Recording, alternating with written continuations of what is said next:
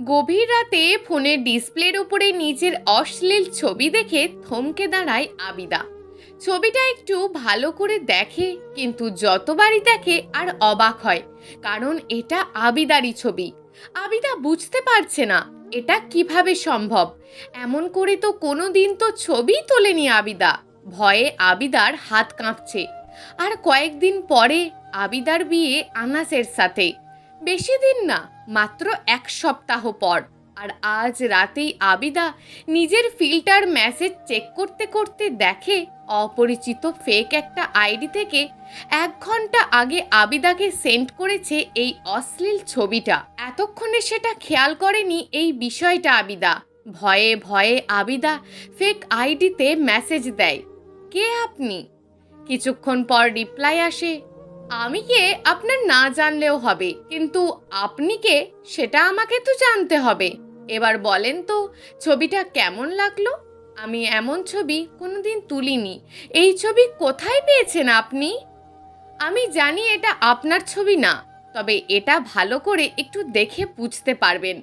আবিদা ভালো করে ছবিটা দেখে কিছুক্ষণ ধরে, তারপর বুঝতে পারে ছবিটা আমারই। কিন্তু ছবিটা এমন ছিল না। কয়েকদিন আগে এই ছবিটা ফেসবুকে পোস্ট করেছিলাম আমি। ছবিতে অনেক রিচ হয়েছিল, 600-র মতন লাইক হয়েছিল, কমেন্ট করেছিল 100-রও বেশি। তারপর আবিদা বলে, ছবিটা আমারই, কিন্তু আমি এভাবে ছবি তুলিনি।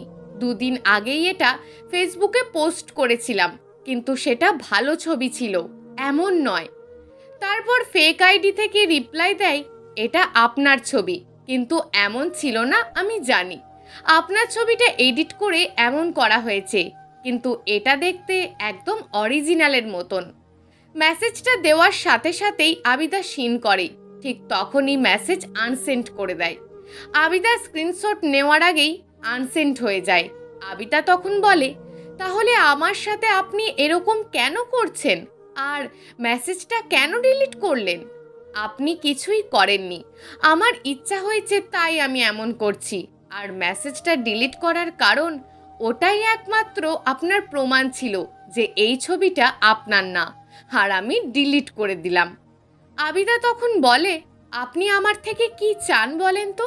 আর কয়েকদিন পর আমার বিয়ে, প্লিজ এমন করবেন না।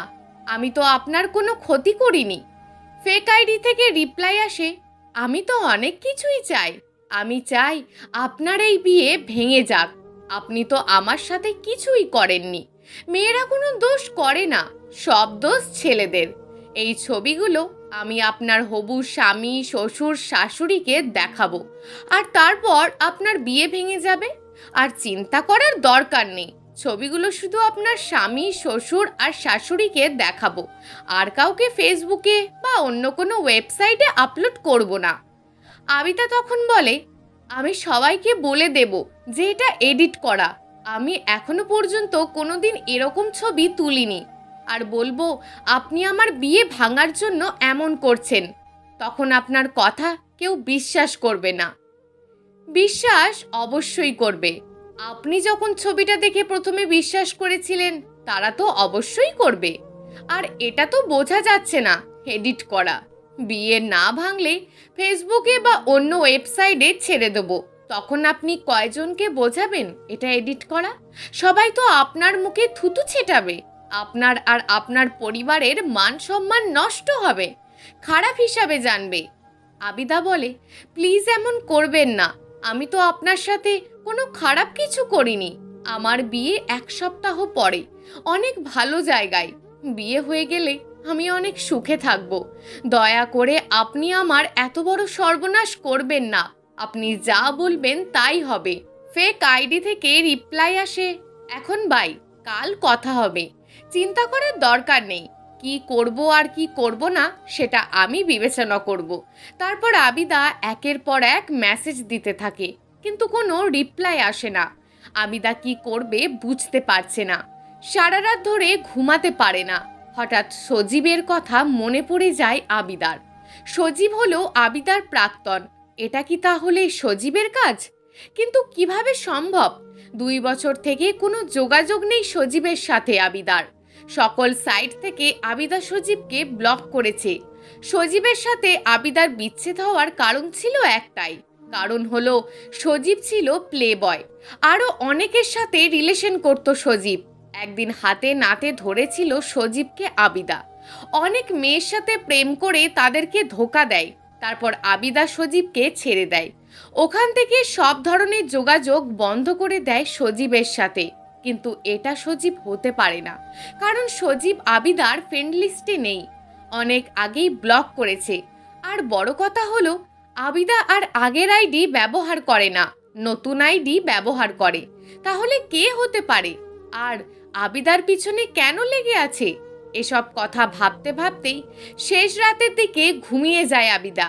সকালে ঘুম থেকে ওঠে আবিদা ফেসবুকে ঢুকে আবার সেই ফেক আইডিতে নক দেয়, কিন্তু কোনো রিপ্লাই আসে না।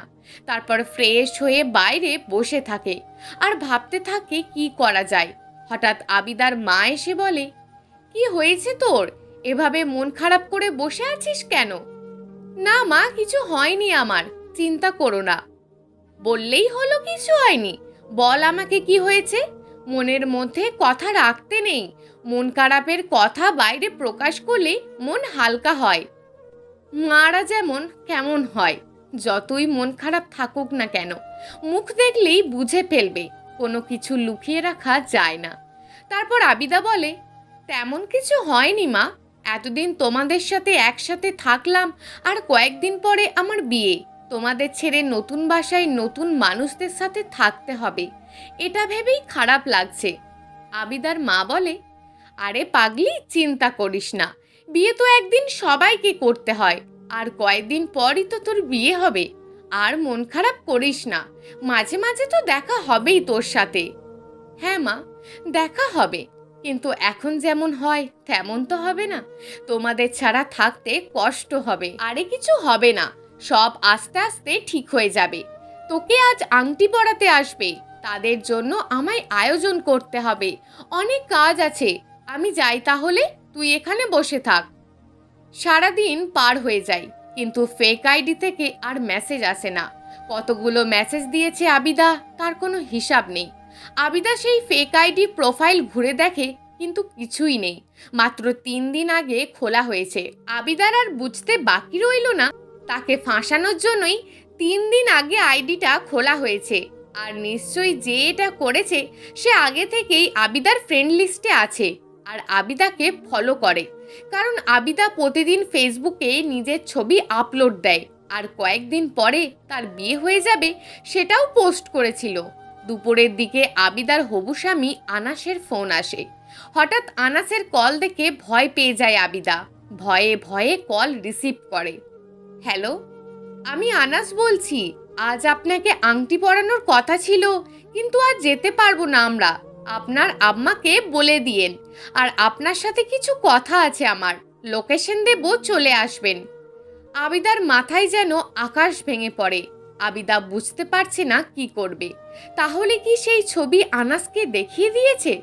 আবিদা তখন আনাসকে বলে, হঠাৎ দেখা কেন, কোনো সমস্যা হয়েছে কি? না, কোনো সমস্যা হয়নি, আপনার নাম্বারে লোকেশন দেব, সময় মতো লোকেশন অনুযায়ী ওই জায়গায় চলে আসবেন। তারপর আনাস ফোন কেটে দেয়, আর আবিদা ভাবতে থাকে নিশ্চয়ই সেই ফেক আইডি থেকে আনাসের কাছে ছবি পাঠিয়েছে, না হলে হঠাৎ করে আনাস কেন বলছে আজ আসতে পারবে না। কথা বলার ভঙ্গিও অনেক আলাদা মনে হচ্ছে। আমার ওপর রেগে কথা বলছে, আর আমাকে একা কেন আসতে বলল? প্রয়োজন হলে আমাদের বাসায় এসে কথা বলতে পারতো। আরও অনেক কিছুই ভাবতে থাকে আবিদা। তারপর ভয়ে ভয়ে মায়ের কাছে গিয়ে বলে, মা, আজ আনাসের বাসা থেকে কেউ আসবে না, আমাকে এখনই ফোন দিয়ে বলেছে। আবিদার মা তখন ঘরের কাজ করছিল। ঘরের কাজ রেখে আবিদার মা আবিদার সামনে এসে বলে, কেন আসবে না, কি হয়েছে? আবিদার মা বলে, আমি কিছু জানি না মা, কি হয়েছে, শুধু বলেছে আজ আসতে পারবে না, অন্য দিন আসবে। কি আজব বিষয়, তোর মাথায় বুদ্ধি বলতে কিছু নেই? তুই জানতে চাইবি না কেন আসবে না? আমি জানতে চেয়েছিলাম, কিন্তু আমাকে বলে নাই, তবে বলেছে কাল আমার নাম্বারে একটা লোকেশন দেবে, সেখানে আমাকে একা গিয়ে দেখা করতে বলেছে। তোর উপর আমার সন্দেহ হয় আবিদা। কেন মা, আমি আবার কি দোষ করলাম? এর আগের বার তোকে দেখতে এসেছিল, কিন্তু তুই বলেছিলি ছেলে বলেছে মেয়েকে আমার পছন্দ না, আমাকে আর বিয়ে করবে না। আমি তখন তোর কথা বিশ্বাস করেছিলাম। পরে আমি জানতে পারি তুই মিথ্যে কথা বলেছিলি। আসলে তুই ছেলেটাকে দিয়ে মিথ্যে কথা বানিয়ে বানিয়ে বলা করিয়েছিলি, তাই সে বিয়েটা ভেঙে দিয়েছিল। এখন আমি আর তোর কথা বিশ্বাস করছি না আবিদা। আনাসের সাথে আমি কথা বলবো, তারপর সত্যিটা আমি জানবো। আবিদার মা তখন আবিদার কাছ থেকে আনাসের ফোন নাম্বার নিয়ে ফোন দেয়। হ্যালো বাবা আনাস, কেমন আছো?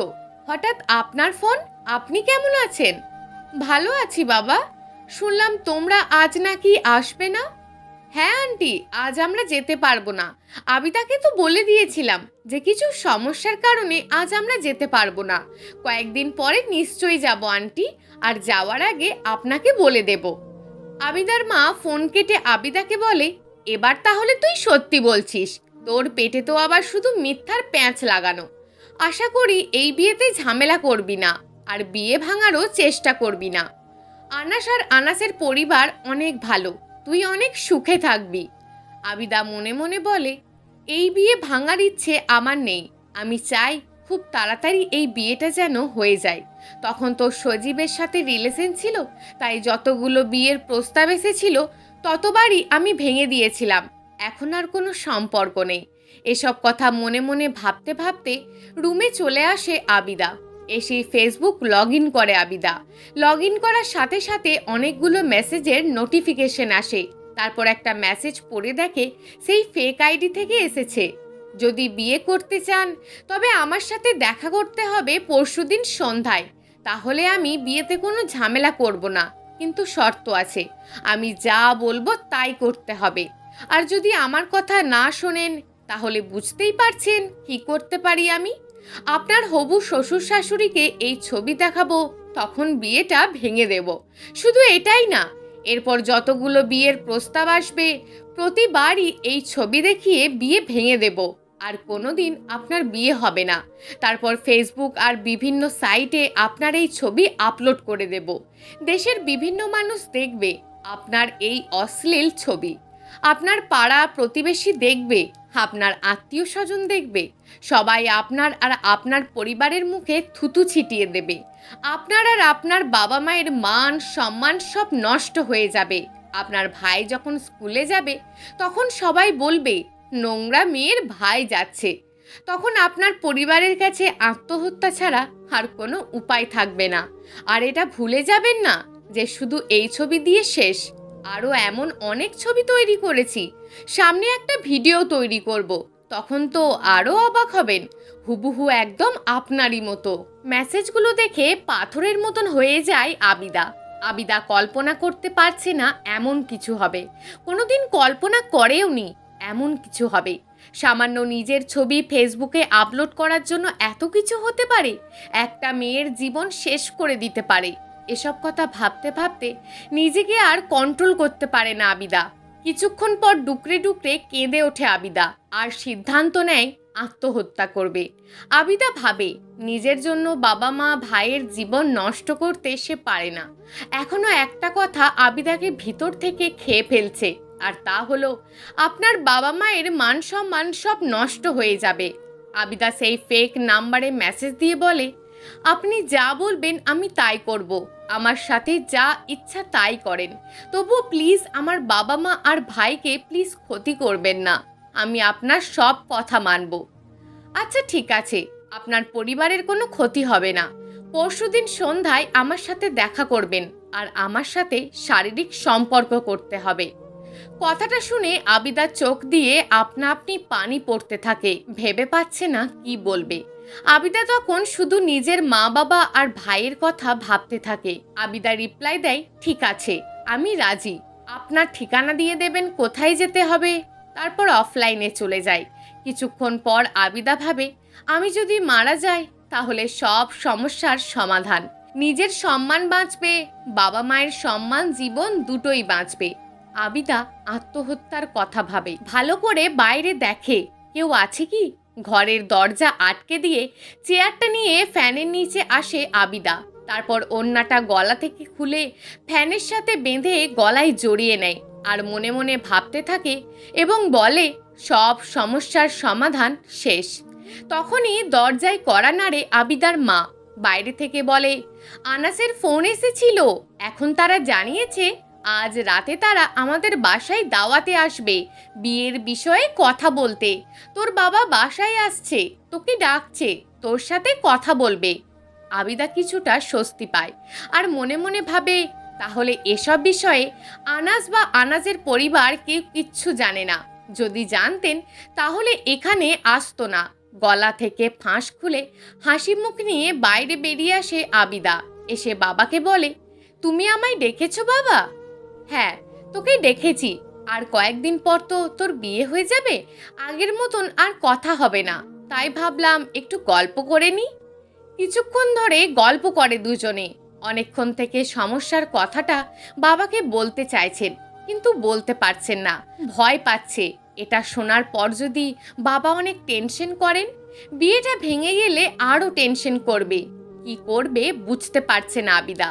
ঠিক তখনই আবিদার মা বলে ওঠে, মেহমানদের আসার সময় হয়ে যাচ্ছে, আর এত গল্প করতে হবে না। মেয়ে বাবা মিলে গল্প করে একদিনেই শেষ করে দেবে।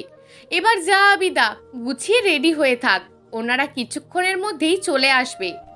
আবিদা রুমে গিয়ে শাওয়ার নিয়ে সাজতে থাকে আর মনে মনে ভাবতে থাকে, যেভাবেই হোক কালকের মধ্যে বিয়েটা করতে হবে। কাল যদি বিয়ে না হয় তাহলে আর কখনোই হবে না। কালকে সন্ধ্যায় আবার সেখানে যেতে হবে, যেখানে যেতে বলবে ফেক আইডি থেকে। কাল যদি বিয়ে হয়ে যায় তাহলে আর ওখানে যাওয়া লাগবে না। তারপর যদি ছবিগুলো আনাস বা আনাজের পরিবার দেখে, তখন আমাকে 6 মাসের আগে ডিভোর্স দিতে পারবে না আনাস।